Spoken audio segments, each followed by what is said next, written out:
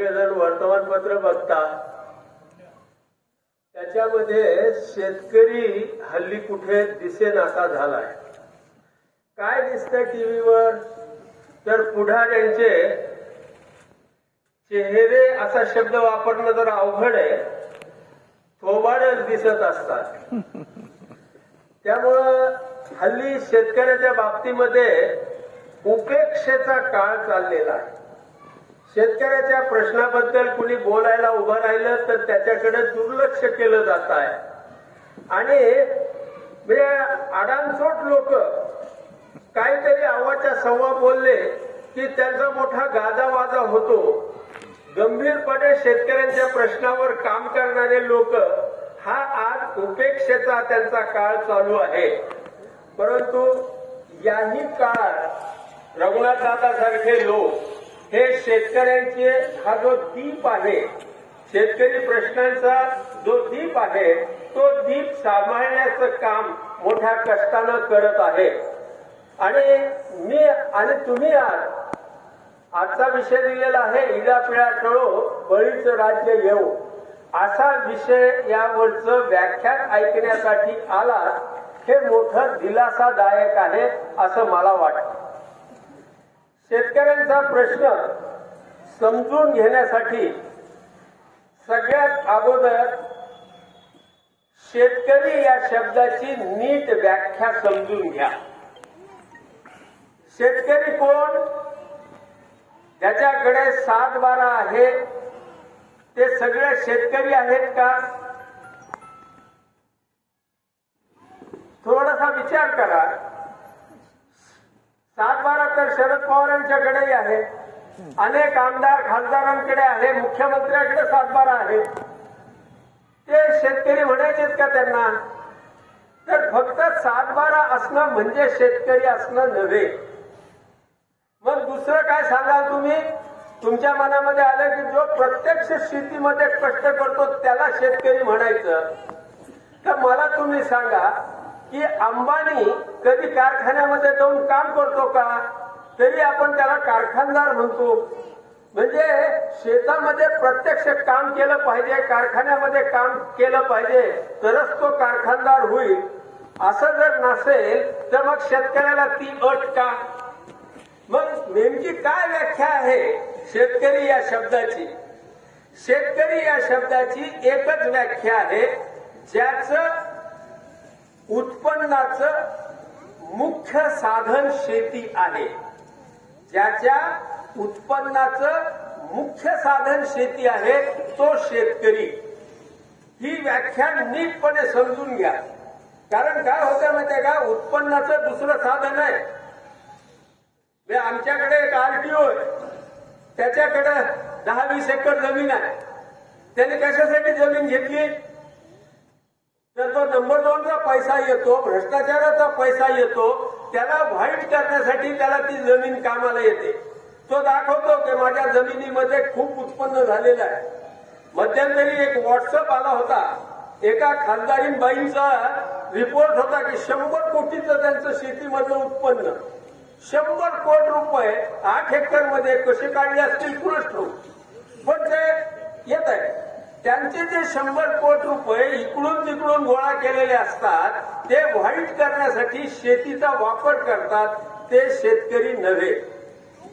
पहिला मुद्दा, शेतकरी या शब्दाची व्याख्या ही व्याख्या आहे ज्याच्या उत्पन्नाचं मुख्य साधन. दुसरं साधन असेल त्यालाही हरकत नाही, पण मुख्य साधन कोणतं आहे? तर ज्याचं शेती हे मुख्य साधन आहे त्याला आपण शेतकरी म्हटलं पाहिजे. नंबर 2चा पैसा, पुढारपणातला आलेला पैसा आणि तो शेतीमध्ये त्यांनी लावलेला असेल तर त्याला शेतकरी म्हणता येत नाही. पण दुर्दैवाची गोष्ट आहे आता की ज्या शेतकऱ्यांच्या म्हणून चळवळी चाललेल्या असतात त्या प्रामुख्यानं ह्या नंबर 2चे जे लोक आहेत त्यांच्या हिताच्या असतात. मी काय म्हटलं, एकदा माझ्याकडे एक माणूस आला, मी ओळखत होतो त्याला, शिक्षक होता. तो म्हणला ऊसाच्या भावाचं काहीतरी करा. त्याची बायको पण शिक्षिका बरं का, म्हणजे साधारणपणे 1.5 लाख रुपये महिन्याला त्यांच्या घरी येतात. ते माझ्याकडे येऊन मला सांगायला लागले ऊसाच्या भावाचं काहीतरी बघा. मी म्हणलंय की बाबा तुमचे पाय माझ्या खांद्यावर राहिलेत ह्याच्यासाठी माझे खांदे नाहीये. ज्याच्या बाजूला कुणीच बोलत नाही असा जो शेतकरी आहे त्याच्या बाजूला मी उभा राहणार आहे. आज काही लोकांच्या एका हातामध्ये लाडू आहे, त्यांच्या उत्पन्नाचं एक साधन आहे भरोश्याचं, पण दुसऱ्याही हातामध्ये लाडू यावा याच्यासाठी धडपड करणारे अनेक नेते आपल्या अवतीभोवती आपल्याला दिसतात. त्यांच्यापासून सावध राहा. आणि तिसरी गोष्ट जी मला तुम्हाला या संदर्भात सांगायची ती अशी की शेतकऱ्याचा प्रश्न हा कामगारासारखा नाही. शेतकऱ्यांचा प्रश्न हा कामगारासारखा सोडवता येत नाही. कामगारांचं कसं असतं माहितीये का, ते एका विशिष्ट भागामध्ये काम करत असतात. एका गेटच्या एक गेट असतं त्या कारखान्यामध्ये जायला आणि त्या कारखान्याच्या गेटवर उभं राहिलं आणि सभा घेतली की त्यांच्या कामगारांची संघटना होऊन जाते. शेतकऱ्यांचं तसं नाहीये. हे विखुरलेले असतात. विखुरलेले किती असतात, केवळ गावातच नव्हे संबंध देशामध्ये विखुरलेले असतात. तर ह्यांची संघटना करणं हे मोठं अवघड काम आहे.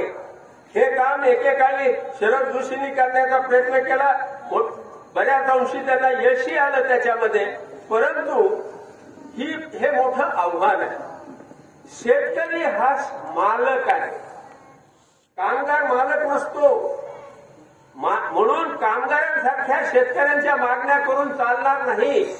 तर शेतकऱ्यांच्या मागण्या ह्या मालकाच्या मागण्या असणार आहेत हे लक्षात घेऊन आंदोलन करावं लागणार आहे.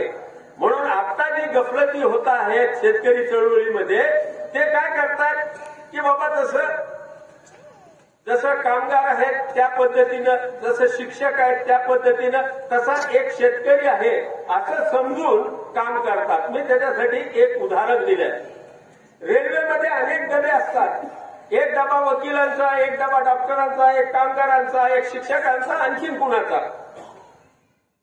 तसाच एक डबा शेतकऱ्याचा आहे असं समजू नका. कारण ही जी रेल्वे चालती आहे सगळी, ती चालती आहे शेतकऱ्यामुळे. म्हणून शेतकरी हा इंजिन आहे. शेतकरी हा डबा नाही, शेतकरी हा इंजिन आहे. हे नीटपणे समजून घ्या. जर असं लक्षात येईल तुम्हाला की डब्याच्या पद्धतीने इंजिनचं काम नाही. आमच्याकडे देशामध्ये इंजिनच बिघडलेलं आहे आणि डबेवाले जोरजोरात घोषणा द्यायला लागलेले. ही परिस्थिती जर सोडायची असेल, मी कशामुळे म्हणतो माहितीये का, तुम्ही लक्षात घ्या. मी माझ्या साहित्य संमेलनाच्या अध्यक्षीय भाषणात आवर्जून हा मुद्दा सांगितला.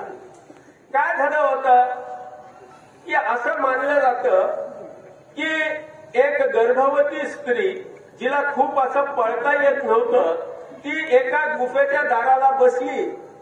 अन्नाची शिकार करायला सगळे धावत होते. त्यावेळेला शेती वगैरे नव्हती.